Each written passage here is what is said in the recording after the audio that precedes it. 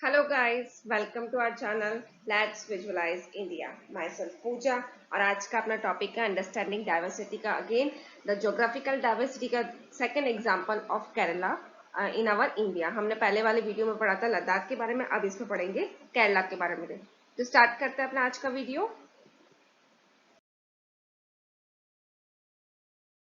केरला अपने इंडिया के south west corner में सिचुएटेड है। ठीक है, आप देख सकते हैं जो हमने लद्दाख पढ़ा था, लद्दाख कहाँ पे था? नॉर्थ पार्ट में अपने इंडिया के, जो बिल्कुल जम्मू कश्मीर के पास में था। ये अपने इस तरफ था। ठीक है, और अब जो केरला के बारे में पढ़ रहे हैं वो साउथ वेस्ट कॉर्नर पे। ठीक है, तो ये ज्योग्राफिकल डाइवर्सिटी है कि एक नॉर्थ पार्ट पे है, उसका क्लाइमेट, उसका ट्रेडिशन, वहाँ के खान पीन, उनका लैंग्वेज बिल्कुल अलग है फ्रॉम केरला। तो नॉर्थ साउथ ईस्ट वेस्ट के ज्योग्राफिकल डाइवर्सिटी का हम एग्जांपल पढ़ रहे हैं केरला के बारे में। केरला को आप देख सकते हैं, यहाँ पे जो ये वाला पार्ट है वो बिल्कुल सी से, पानी है मतलब समुद्र है। ठीक है, और ये वाला पार्ट किससे कवर्ड है? हिल से, माउंटेन से। तो यहाँ पे बे ऑफ बंगाल के आने की वजह से ये पूरा जो बीच एरिया हो गया साइड का।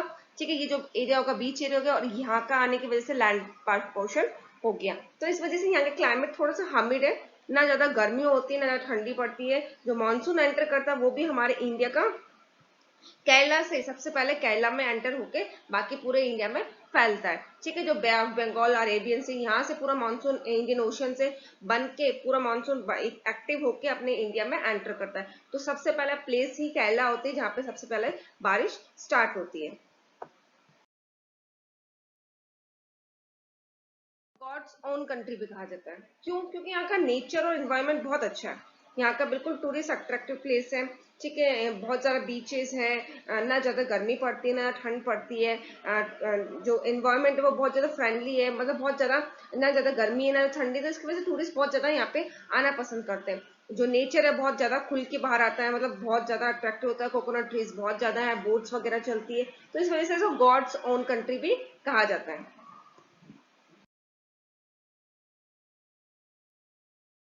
केरला में स्पाइसेस का प्रोडक्शन सबसे ज्यादा होता है, इसके लिए spice the land of spices भी इसको कहा जाता है। यहाँ पे सबसे ज्यादा पेपर, क्लोव्स है, कार्डोमम्स का प्रोडक्शन होता है, जो जो हिली पार्ट्स में होता है। ठीक है, हिली एरियाज में होता है, जिसकी वजह से ये पूरी, ना केवल इंडिया में इसको बेचा जाता है बल्कि बाहर की कंट्रीज में भी इसको एक्सपोर्ट किया जाता है, जिसकी क्वालिटी की वजह से इसको बाहर की कंट्री में इसकी बहुत ज्यादा डिमांड रहती है। तो इसकी वजह से लैंड ऑफ द स्पाइसेस भी इसको कहा जाता है केरला को। अब पढ़ते हैं इसमें जो डाइवर्सिटी आई, कल्चरल डाइवर्सिटी, रिलीजन डाइवर्सिटी आई, वो क्यों आई? ठीक है, तो यहाँ पे बहुत सारी कंट्रीज के लोग बाग आए, जैसे ज्यूज का आए, अरब ट्रेडर्स आए, जो अपने साथ साथ भी काफी सारे अपने रिलीजियंस को लेके आए, अपने साथ ट्रेडिशंस को लेके आए, जिसकी वजह से यहाँ पे ना केवल क्रिश्चियनिटी है, यहाँ पे इस्लाम धर्म भी है। ठीक है, यहाँ बुद्धिज्म भी है, यहाँ पे हिंदू धर्म भी है। तो यहाँ पे अलग अलग कल्चर के पीछे रीजन भी होता है, कि अभी मैंने जिस लास्ट वीडियो में पढ़ा था कि ना केवल एक पर्सन के आने से, बहुत सारे अलग अलग ट्रेडिशन के लोग आने की वजह से भी अपने साथ क्या लेके आते हैं? वो अपना रिलीजन लेके आते हैं, अपना ट्रेडिशन लेके आते हैं। फिर वो यहाँ पे स्टैब्लिश हो गए, तो उनको भी यहाँ का जो स्टैब्लिश हो गए तो वो अपना जो रिलीजन है वो अपनाएंगे। तो धीरे धीरे धीरे धीरे वहां पे उसी रिलीजन के काफी सारे लोग हो जाएंगे। जैसे केरला में ज्यूस और अरब ट्रेडर्स की सबसे पहले एंट्री होगी। ठीक है, तो वो लोग अपने ट्रेडिशन लेके आए, तो जिसकी वजह से जुडारियस और यहाँ के जो मॉमडम्स लोग हैं वो ज्यादा अवेलेबल, जो रिलीजन है वो भी यहाँ पे पाया जाता है। सेंट थॉमस के बारे में कहा जाता है कि वो 2000 साल पहले, ठीक है, वो हमारे इंडिया में क्रिश्चियनिटी लेके आए। इनको जो हमारे जो क्रिश्चियन रिलीजन होता है उसके उसको फेमस करने में, उसको अपने इंडिया में स्टैब्लिश करने का भी उनको कहा जाता है। ये जो जीसस क्राइस्ट थे उनके शिष्य, इनको शिष्य भी माना जाता है। ठीक है, इनको क्या नाम दिया गया? इनको नाम दिया गया apostle of the Christ Saint Thomas. ठीक है, इन्होंने ही हमारे इंडिया में क्रिश्चियनिटी को बढ़ाया था। The next one is the Ibn Battuta. इन्होंने अपने जब 700 ईयर्स अगो ये हमारे इंडिया में आया था, तो इन्होंने अपने ट्रैवल लॉग में लिखा था कि इंडिया में मुस्लिम, जो मुस्लिम्स है, मुस्लिम रिलीजन है, उसको बहुत ज्यादा रिस्पेक्ट दी जाती है। ये अपना ट्रैवल लॉग लिखते थे। मतलब ट्रैवल लॉग क्या होता है? जो पर्सन जिस जिस कंट्री में घूमता है वहां के बारे में वो अपने ट्रैवलिंग के एक्सपीरियंस, अपनी जर्नी के एक्सपीरियंस लिखते हैं। तो इन्होंने अपनी जो एक्सपीरियंस ट्रैवल ब्लॉग में लिखी थी, उसमें इन्होंने कहा था कि इंडिया में मुस्लिम को सबसे ज्यादा रिस्पेक्ट दी जाती है। तो इन ये अपने साथ में क्या लेके आए? अपनी जो रिलीजन थे वो भी लेके आए, और अपनी से बुक्स में उन्होंने दिखाया कैसे मुस्लिम लोग यहाँ पे रहते हैं, कैसे मिलजुल के रहते हैं, इनका क्या क्या ट्रेडिशन है, इनका क्या क्या रिलीजन्स है। और एक ही कंट्री में बहुत सारे धर्म के लोग, बहुत सारे रिलीजन के लोग रहते हुए भी आपस में मिलजुल के हर फेस्टिवल सेलिब्रेट करते हैं, हर अपना कम्युनिटी बनाते हैं, अपना मिलजुल के रहना, आपस में लड़ाई झगड़ा नहीं। तो इस तरह से अलग अलग कंट्रीज के लोग हमारे यहाँ के इंडिया में स्टैब्लिश होते हैं और अपने जो रिलीजन है अपने यहाँ पे बनाते हैं।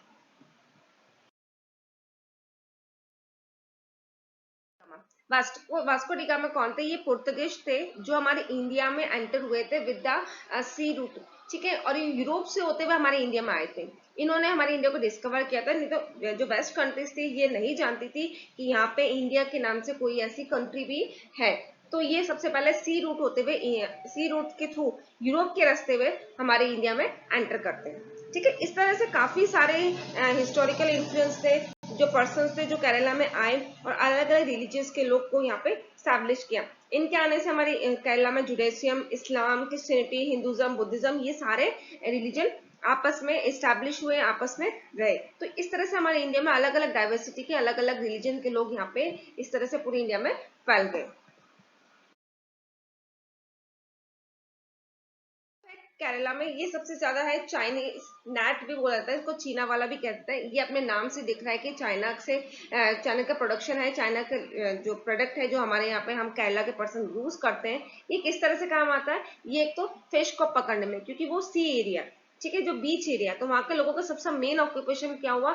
मछलियों को पकड़ के बेचना, ठीक है, वो उनका फूड भी होता है और वो उनको एज ए बिजनेस के लिए, ट्रेडर्स के लिए भी काम में लेते हैं। तो आप ये देख सकते हैं, आप ये जो पिक्चर है, ये जो वीडियो है, इसमें आप देख सकते हैं कि किस तरह से ये चीना वाला जो नेट है ये इस तरह से इसमें डाला जाता है। और बहुत ज्यादा, अगर हम छोटा नेट यूज करते हैं तो बहुत कम फिश पकड़ में आती है, लेकिन अगर हम इसको यूज करते हैं तो बहुत ज्यादा क्वांटिटी में हम फिश को एक साथ पकड़ के निकाल सकते हैं। तो टाइम सेविंग होता है, ठीक है, फटाफट काम हो जाता है और बहुत ज्यादा हाई प्रॉफिट भी मिल जाता है। जो वहाँ के मछुआरे होते हैं, फिशरमैन होते हैं, उनको बहुत ज्यादा प्रॉफिट का भी होता है। लेकिन जब मानसून टाइम होता है तो इस टाइम उन लोगों के साथ सबसे बड़ी प्रॉब्लम होती है कि वो समुद्र में नहीं जा सकते, ठीक है, रिवर्स में नहीं जा सकते, क्योंकि उस टाइम जो सी लेवल होता है वो बहुत ज्यादा बढ़ जाता है। तो उस टाइम वहाँ के लोगों के लिए सबसे बड़ी प्रॉब्लम होती है कि वो ऑक्यूपेशन, वो अपना घर कैसे चलाए। तो इस टाइम भी वो अपना पहले से अपना सेविंग करके रखते हैं या दूसरा अपना काम देखते हैं। इसके टाइम 3-4 महीने होते हैं बारिश का, तो उस टाइम दूसरा काम,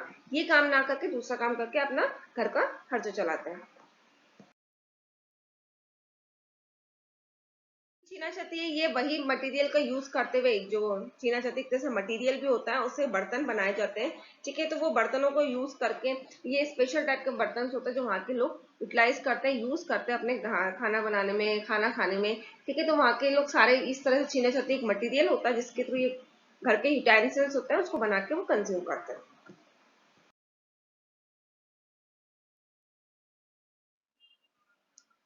अब इसमें आप देख सकते हैं, मैंने बताया ऑक्यूपेशन वहाँ का फिशिंग का है, ठीक है, लेकिन इसके अलावा भी वहाँ का जो एनवायरनमेंट है वो इस तरह से है कि वहाँ पे राइस का प्रोडक्शन बहुत ज्यादा होता है। वहाँ के लोग राइस कंज्यूमिंग भी होते हैं, खाने में सबसे ज्यादा राइस को कंज्यूम करते हैं, यूज करते हैं। तो वहाँ पे आप देख सकते हैं ये जो खेती है, चावलों की खेती, राइस की खेती किस तरह से मशीनों से, हाथ से की जाती है। यहाँ पे आप देख रहे हैं हाथ से कर रहे हैं, ठीक है, और यहाँ पे यही चीजें मशीनों से कर रहे हैं, ठीक है। जो छोटे किसान होते हैं वो हाथ से करके करते हैं, पर जो बड़े किसान होते हैं जो इतना अफोर्ड कर सकते हैं मशीनों को यूज करके, तो वो मशीनों को यूज करके अपना खेती का काम करते हैं। चावल की खेती में सबसे ज्यादा क्या होता है? पानी सबसे ज्यादा चाहिए, क्योंकि वो पूरा पानी में भीगा रहता है, ठीक है, तभी जाके चावल का प्रोडक्शन होता है।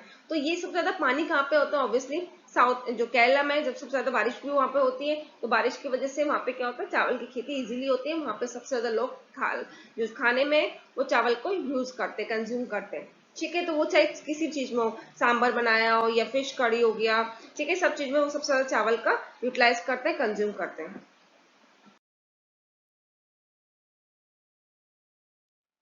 वहाँ का सबसे ज्यादा फेमस जो फेस्टिवल है, ये हम भी सुनते हैं, ओणम है, ठीक है। ओणम के टाइम पे ये लोग बहुत सारा ट्रेडिशन सॉन्ग्स वगैरह होता है, ठीक है, बोट रेस होती है जो सबसे ज्यादा फेमस है ऑल ओवर इंडिया में, ना केवल इंडिया में, वर्ल्ड में भी सबसे ज्यादा फेमस है बोट रेस, ठीक है। उसके अलावा ये लोग क्या करते हैं, रंगोली वगैरह बनाते हैं, सॉन्ग्स वगैरह होता है, रसम इनका तो सबसे ज्यादा खाना का होता है। इस तरह से ही प्रोग्राम रखते हैं और ये खाने की चीजें को अपना नई नई न्यू डिशेस बनाई जाती है, सब लोग गीत वगैरह गाते हैं, सॉन्ग्स वगैरह गाते हैं, ठीक है। तो इस तरह से वहाँ का लोग ओणम फेस्टिवल सबसे ज्यादा वहाँ का फेमस फेस्टिवल होता है।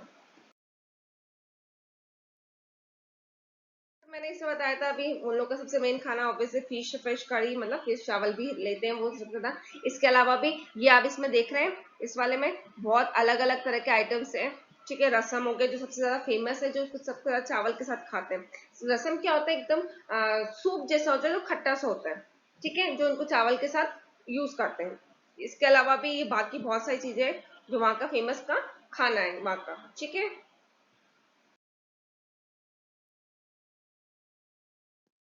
तो इस तरह से आपने देखा कि हमने पहले पढ़ा लद्दाख के बारे में, फिर पढ़ा केरला के बारे में। दोनों को बिल्कुल ज्योग्राफिकल चेंजेस भी अलग है, ज्योग्राफिकल जो लोकेशन है वो बिल्कुल अलग है। ज्योग्राफिकल लोकेशन होने की वजह से इनका खान पीन, रहन सहन, इनका लैंग्वेज, इनका फेस्टिवल, इनका ऑक्यूपेशन, इनका एग्रीकल्चर, सब चीज चेंज हो गई।